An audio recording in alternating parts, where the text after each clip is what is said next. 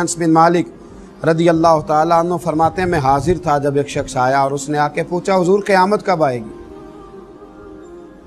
یا رسول اللہ صلی اللہ علیہ وسلم قیامت کب آئے گی؟ تو حضور نے فرمایا تو نے کیا تیاری کی ہے؟ قیامت کے بارے میں پوچھ رہے ہو تو تیاری کیا ہے؟ عرض کرنے لگے حضور کثرت صوم و صلات تو نہیں، یعنی کوئی زیادہ نفل اور نمازی اور نفلی روزے تو نہیں، لیکن یا رسول اللہ صلی اللہ علیہ وسلم میں ایک عمل ہے۔ حضور نے فرمایا وہ کیا؟ عرض کی حضور اللہ سے بھی محبت کرتا ہوں، اللہ کے رسول سے بھی۔ حضور بڑا مسکرائے اور فرمایا پھر تجھے مبارک ہو، قیامت میں تو اسی کے ساتھ اٹھایا جائے گا جس سے تو محبت کرتا ہے۔ حضرت انس بن مالک رضی اللہ تعالیٰ عنہ فرماتے ہیں وہ تو خوش ہو کے چلا گیا تو میں نے موقع سے فائدہ اٹھایا۔ وہ تو خوش ہو کے چلا گیا، میں نے موقع سے فائدہ اٹھایا اور میں نے عرض کی یا رسول اللہ صلی اللہ علیہ وسلم میں اللہ سے بھی محبت کرتا ہوں، اللہ کے رسول سے بھی محبت کرتا ہوں، حضرت ابو بکر سے بھی اور حضرت عمر سے بھی محبت کرتا ہوں۔ تو محبوب کریم علیہ السلام نے فرمایا انس جن جن سے تم محبت کرتے ہو قیامت میں انہی کے ساتھ اٹھائے جاؤ گے، تم قیامت کے دن انہی کے ساتھ اٹھائے جاؤ گے، انہی کے ساتھ تمہارا حشر کیا جائے گا، انہی کے ساتھ تمہیں رکھا جائے، انہی کے ساتھ تمہارا قیامت کے دن ٹھکانہ ہوگا۔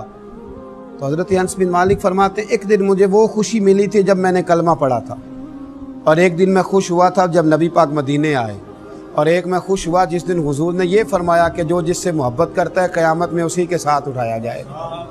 یہ میرے لیے مقام مسرت ہے۔ اچھے لوگوں کے ساتھ جب آپ دوستی کرتے ہیں تو دنیا میں بھی فائدہ ہوتا ہے اور آخرت میں بھی فائدہ ہوتا ہے اچھے لوگوں کے ساتھ، بلکہ ہمارے مشائخ نے تو لکھا ہے قبر بھی کسی اچھے کے ساتھ بن جائے تو فائدہ ہو جاتا ہے۔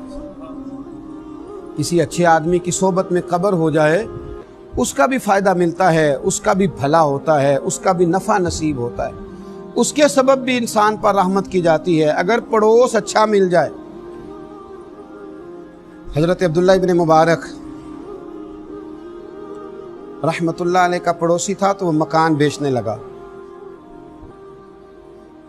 غربت آ گئی، کوئی مجبوری بن گئی، انسان کئی دفعہ حالات کے ہاتھوں مجبور ہو کر کچھ کام کرتا ہے، تو وہ اپنا مکان بیچنے لگا۔ ایک صاحب سے اس نے سودا طے کیا تو 1000 دینار میں سودا ہو گیا۔ تو شخص کہنے لگا یہ 1000 دینار تو ہے مکان کی قیمت، گھر کی قیمت، زمین کی قیمت، ملبے کی قیمت، پر پتہ ہے میں تمہیں پڑوسی کون سا دے کے جا رہا ہوں؟ جناب عبداللہ ابن مبارک کہنے لگا 1000 دینار ان کا پڑوس تمہیں دینے کا دوں گا۔ 1000 دینار دو، اتنا عالی شان پڑوسی؟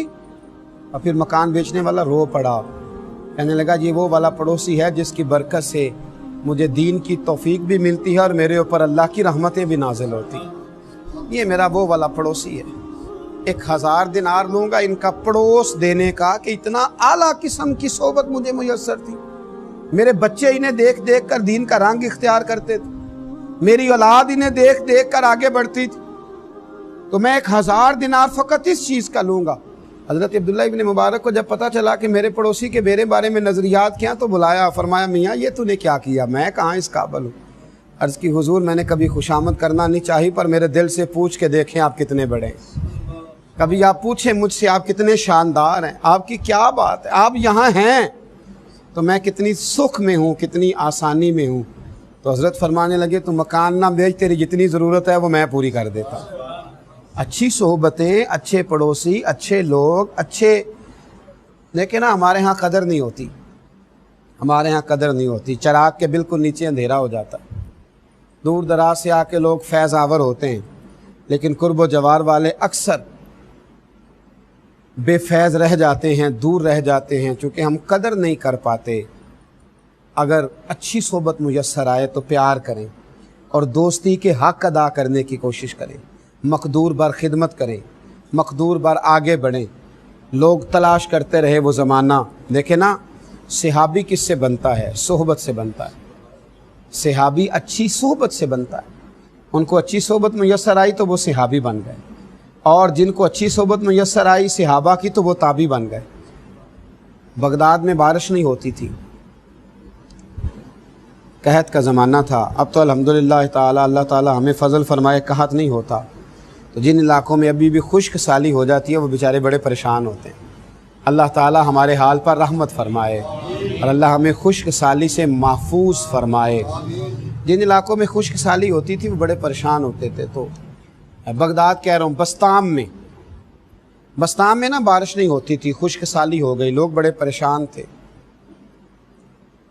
تو ایک بہت بڑا طبقہ باہر نکلا، دعا کے لیے چلتے ہیں، دعا کرتے ہیں۔ بہت سارے لوگ میدان میں آئے، ایک درویش عالم کی قیادت میں۔ ایک نوجوان وہاں نہ اکیلا رہا کرتا تھا، ایک جگہ بیٹھ کر وہ اللہ اللہ کرتا تھا۔ وہ بھی آگے بڑھا اور اس نے آگے بڑھ کر کے ان لوگوں سے کہا کہ تم بارش کے لیے دعا کرنے آئے ہو، اگر مجھے موقع دو تو مجھے رب کی رحمت پر امید ہے کہ میرے اکیلے کی دعا کی برکت سے ہی بارش ہو جائے گی۔ عدل کریں تے تھر تھر کمبن، اونچیاں شانہ والے تے فضل کریں تے بخشے جاون، میرے جے منہ کالے تے رحمت دا دریا الہی ہر دم وگدا تیرا، تے جے ایک قطرہ بخشے مینوں کام بن جاندا ہی میرا۔ کہا جناب اگر آپ لوگ بھروسہ کریں تو مجھے امید ہے میرے اکیلے کی دعا پر ہی اللہ رحمت فرما دے گا۔ تو کہا بھئی آپ دعا کر دیں۔ اس شخص نے دعا بڑی عجیب کی، کہنے لگا اللہ جو میری آنکھوں میں جلوہ ہے نا، اس جلوے کی برکت سے بارش عطا فرما۔ جو میری آنکھوں میں جلوہ ہے اس جلوے کی برکت سے بارش عطا فرما۔ ابھی اس نے ہاتھ اٹھائے تھے کہ رب کریم نے فضل فرما دیا، کالی گھٹائیں چھا گئیں، رم جھم بارش ہونے لگی۔ اللہ کریم نے اپنا فضل کرنا شروع کر دیا، پھول کھلنے لگے، کلیاں مہکنے لگی، بادل آہستہ آہستہ برسنے لگے، بات بننے لگی، پھول چٹکنے لگے۔ میرے بھائیوں یاد رکھنا اور سمجھنا اس بات کو، جب کیفیت تھوڑی آگے بڑھی، بارش ہونے لگی، اب جب جل تھل ہو گیا نا سارے علاقے میں، لوگ تو اپنے اپنے گھروں میں چلے گئے۔ جو اہل نظر تھے اس نوجوان کے قریب آئے اور آ کر کہنے لگے میاں ایک بات تو بتائیے، دعا کیا ہوئی کہ یا اللہ جو میری آنکھوں میں جلوہ ہے اس کے صدقے بارش عطا فرما، یہ کیا دعا ہوئی؟ تو اس شخص نے بڑی عجیب بات کی، کہنے لگا ایک دن کے لیے مجھے حضرت بایزید بستامی کی صحبت نصیب ہوئی تھی اور ان کا جلوہ میری آنکھوں میں موجود ہے۔ جب بڑی پریشانی ہوتی ہے نا تو میں اس جلوے کے وسیلے سے دعا مانگتا ہوں، اللہ اپنے فضل سے میری دعاؤں کو شرف قبولیت عطا فرماتا ہے۔ اچھے آدمی کی صحبت اگر آپ کو تھوڑی دیر میسر آتی ہے، تھوڑا وقت بھی میسر آتی ہے، آپ تھوڑا ٹائم بھی اگر ان کی صحبتوں میں رہ پاتے ہیں، اس کے توسل سے اللہ تعالیٰ فضل فرماتا ہے، اللہ کرم فرما دیتا ہے، اللہ آسانیاں کر دیتا ہے۔ اور بہت سارے معاملات ایسے ہوتے ہیں جو آسانی کے ساتھ طے ہو جاتے ہیں۔ میرے رسول کریم صلی اللہ تعالیٰ علیہ وسلم نے فرمایا قیامت کے دن کوئی کسی کے بارے میں رب کریم کی بارگاہ میں اتنے ناز سے بات نہیں کرے گا، اتنی دل جمی اور دل سوزی سے بات نہیں کرے گا جتنی کچھ دوست اپنے دوستوں کے لیے بات کریں گے۔